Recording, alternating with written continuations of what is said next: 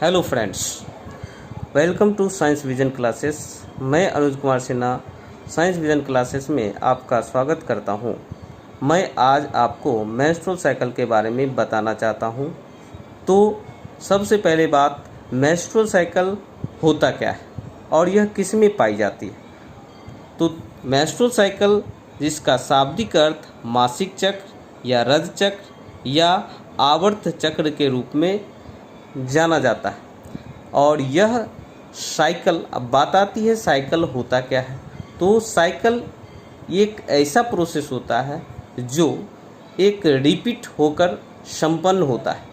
जैसे आप साधारण तौर पर नाइट्रोजन साइकिल, ऑक्सीजन साइकिल या कार्बन साइकिल को ले सकते हैं। तो वैसा प्रोसेस जो बार बार संपन्न हो तो वह साइकिल के रूप में जाना जाएगा।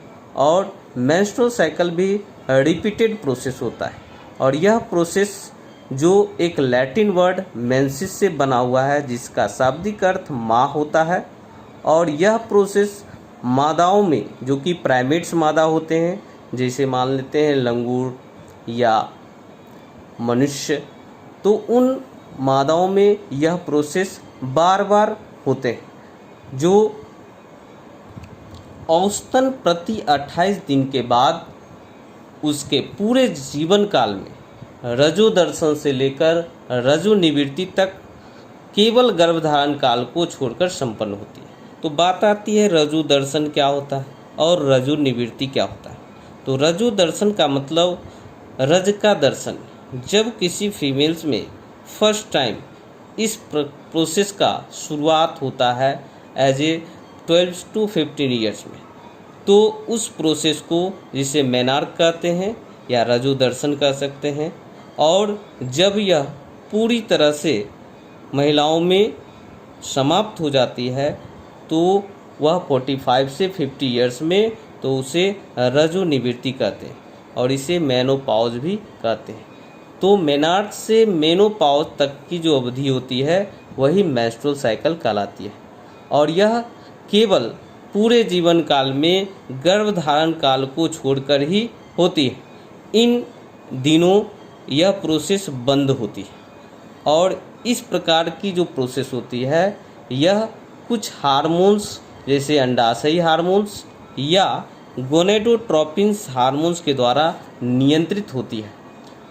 यह मेंस्ट्रुअल साइकिल की जो अवस्था होती है यह 3 अवस्थाओं में बटी होती है। फर्स्ट अवस्था जो इसका होता है, जिसे मेंस्ट्रुअल फेज या आवर्त प्रावस्था या रज प्रावस्था भी कहते हैं। इन अवस्थाओं में, जो कि स्त्रियों में 3 से 5 दिन तक यह बनी रहती है, और यह प्राइमरी स्टेज होता है। तो यह अवस्था तब आती है जब फीमेल्स में एग का फर्टिलाइजेशन आफ्टर ओव्यूलेशन नहीं हो पाता है। तो इसके पश्चात यह एग का टूटना बना रहता है, और एग पूरी तरह से टूटकर लगभग 3 से 5 दिनों के अंदर यह शरीर से बाहर आ जाती है। और इस काल में मादा जनन का जो गर्भाशय स्तर होता है और श्लेष्म कला और एग सेल्स का टूटा हुआ भाग ब्लड के साथ योनि के द्वारा शरीर से बाहर निकल जाती है, और इसकी टोटल मात्रा जो होती है वह 75 से 100 ml तक की होती है। तो मेंस्ट्रुअल फेज जो होती है पूरी तरह से आफ्टर फर्टिलाइजेशन, जब फर्टिलाइजेशन की क्रिया जब पूरी तरह से नहीं हो पाती है, तब यह प्रोसेस संभव हो पाता है। और इसका सेकेंड फेज, जो दूसरा प्रचुरोद भवन या एस्ट्रोजन प्रावस्था है, जिसे हम प्रोलिफेरेटिव और एस्ट्रोजन फेज कहते हैं, इस प्रावस्था में अंडाशय या गोनेडोट्रोपिन्स हार्मोन्स यह हाइपोथैलेमस के द्वारा GnRH, जिसे गोनेडोट्रोपिन रिलीजिंग हार्मोन्स कहते हैं, उसके द्वारा यह स्रावित करने के लिए उद्दीपित होता है, और रजोस्राव बंद होने के उपरांत यह रिपेयरिंग की क्रिया को शुरू करता है। तो फर्स्ट टाइम जब यह पूरी तरह से शरीर से बाहर आ जाता है तो फिर इसमें रिपेयरिंग की क्रिया होती है। उसी रिपेयरिंग क्रिया को हम लोग एस्ट्रोजन फेज कहते हैं, जिसमें पुनः एग सेल का बनना शुरू हो जाता है और यह बनने की क्रिया एस्ट्रोजन फेज में होती है और पुनः इसे बनने में 7 से 9 दिन का समय लगता है और 7 से 9 दिनों के पश्चात गर्भाशय की जो अंतः स्तर है, जिसे एंडोमेट्रियम की भित्ति कहते हैं, यह बनकर तैयार हो जाता है और जिसके कारण उसकी भित्ति की मोटाई भी बढ़ जाती है और इस अवस्था के पश्चात ओव्यूलेशन की क्रिया होती है, जो 14 से 17 दिनों में संपन्न होती है और ओव्यूलेशन एग के उत्सर्जन की क्रिया को कहते हैं। और जब एक ओव्यूलेशन की क्रिया होती है तो प्रत्येक ओव्यूलेशन में एक एग सेल्स रिलीज होता है और सेकेंड फेज तो संपन्न हो गया। ये आपका तीसरा फेज शुरू होता है। तीसरा फेज, जिसे हम ल्यूटियल और सेक्रेटरी फेज कहते हैं, इसे प्रोजेस्टेरॉन प्रावस्था भी कह सकते हैं।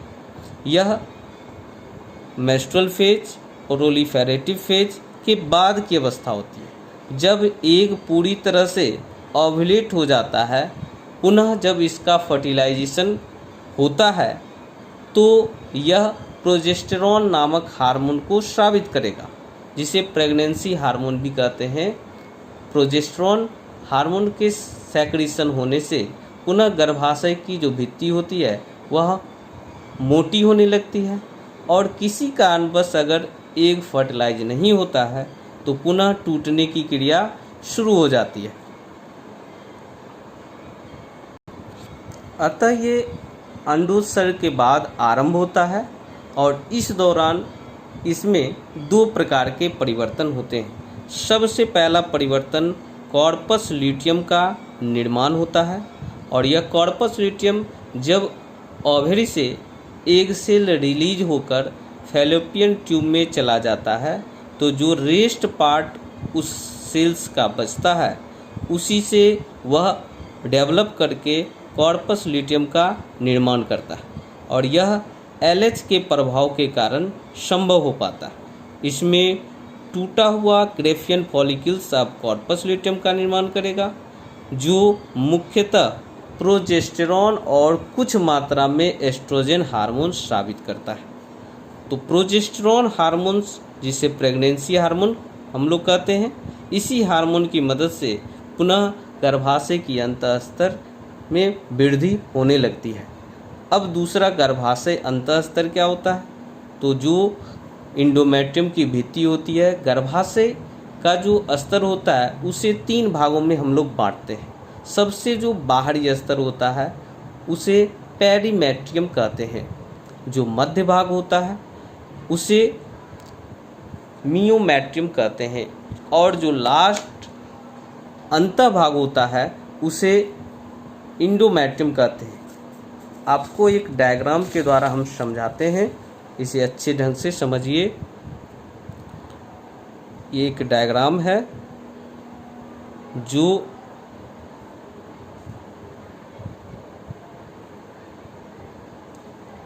फीमेल रिप्रोडक्टिव सिस्टम का है और इसमें आप देख सकते हैं ये इसका गर्भाशय पार्ट्स हो गया, जिसे यूटेरस कहते हैं। तो जो इसकी बाहरी भित्ति है इसे पेरीमेट्रियम से डिनोट करते हैं। जो इसका मध्य भित्ति होती है उसे मियोमेट्रियम से डिनोट करते हैं और इसका जो इंटरनल पार्ट्स है, जब यहाँ इस पार्ट्स को ओवरी कहते हैं। जब ओवरी से एक सेल रिलीज होकर फैलोपियन ट्यूब तक पहुँच जाता है तो जो इसमें रेस्ट पार्ट बचता है, जो आगे LH के प्रभाव से कॉर्पस ल्यूटियम का निर्माण करता है और पुनः इससे प्रोजेस्टेरॉन और एस्ट्रोजन नामक हार्मोन स्रावित होता है। तो प्रोजेस्टेरॉन के इफेक्ट से इसकी भित्ति धीरे धीरे मोटी होने लगती है अर्थात इसमें ऑक्सीजन का सप्लाई शुरू हो जाता है और यह वेसल्स को मोटा करने लगता है, जिससे यह एक सेल आगे डेवलप होकर एम्ब्रियो का फॉर्मेशन करेगा और पुनः यहाँ पे आके इम्प्लांट्स हो जाएगा। तो यह प्रोसेस ल्यूटियल या सेक्रेटरी फेज के अंतर्गत आता है। अब इसमें इंडोमेट्रियम जब LH व प्रोजेस्टेरोन इसमें पूरी तरह से वृद्धि करता है और मोटा होने में सहायता करता है, और इसमें कभी जब हार्मोन्स की आपूर्ति नहीं हो पाती है तब यह पूरी तरह से टूटकर पुनः उसी तरह मेंस्ट्रुअल साइकिल के प्रोसेस को, जो कि इसका प्राइमरी स्टेज होता है, उस अवस्था को पूर्ण करता है। अब इसमें कुछ ऐसी बातें हैं जो विशेष रूप से ध्यान देने वाली बातें होती हैं। तो मेंस्ट्रुअल साइकिल की अवस्था में हमें साफ सफाई का विशेष रूप से ध्यान देना होता है। इस अवस्था में इसके लिए हम लोग क्या कर सकते हैं, तो साफ कपड़े, रुई अथवा रेडीमेड पैड का प्रयोग कर सकते हैं, और यह तभी संभव होता है जब ओवम का फर्टिलाइजेशन नहीं हो पाता, अर्थात ओवम के फर्टिलाइजेशन नहीं होने के कारण यह प्रोसेस होता है। और कभी कभी यह मेंस्ट्रुअल साइकिल जब आफ्टर मैरिज कपल में इसकी अनुपस्थिति होती है तो यह गर्भधारण का संकेत होता है।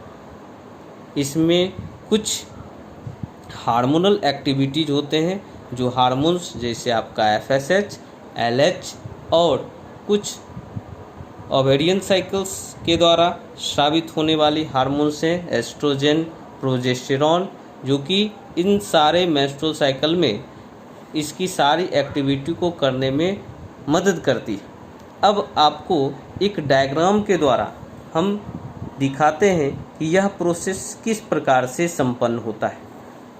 तो हम आपको बताएं कि यह 1 to 5 डेज मेंस्ट्रुअल साइकिल की अवस्था में संपन्न होता है, और फिर 6 दिनों के बाद 6 से 13 डेज तक इसका निर्माण होता है, और आफ्टर 13 डेज ये 14 to 17 डेज में यह मेंस्ट्रुअल साइकिल को कंप्लीट करता है, अर्थात ओव्यूलेशन की प्रक्रिया इसमें होती है। ओव्यूलेशन की प्रक्रिया होने के पश्चात इससे एग रिलीज होता है, और एग अगर फर्टिलाइज नहीं हो पाता है तो फिर पुनः इसमें टूटने की क्रिया होगी, जो इसका लास्ट स्टेज होता है, जिसे हम सेक्रेटरी फेज या ल्यूटियल फेज कहते हैं। और इस प्रकार से यह 28 दिनों में पूरी तरह से कंप्लीट हो जाता है, और इसके लिए हार्मोन्स एस्ट्रोजन और प्रोजेस्टेरॉन, कुछ FSH और LH जिम्मेदार होते हैं, और इन सारी एक्टिविटी को वह कंप्लीट करते हैं। तो आशा करता हूँ कि यह टॉपिक आप समझ पाए होंगे, और अगर समझ गए होंगे तो इसे लाइक, शेयर और कमेंट ज़रूर करें। किसी भी प्रकार की प्रॉब्लम्स हो तो आप कमेंट बॉक्स में इसे लिखकर हमें भेजें, हम उस प्रॉब्लम का सॉल्यूशन करेंगे। धन्यवाद।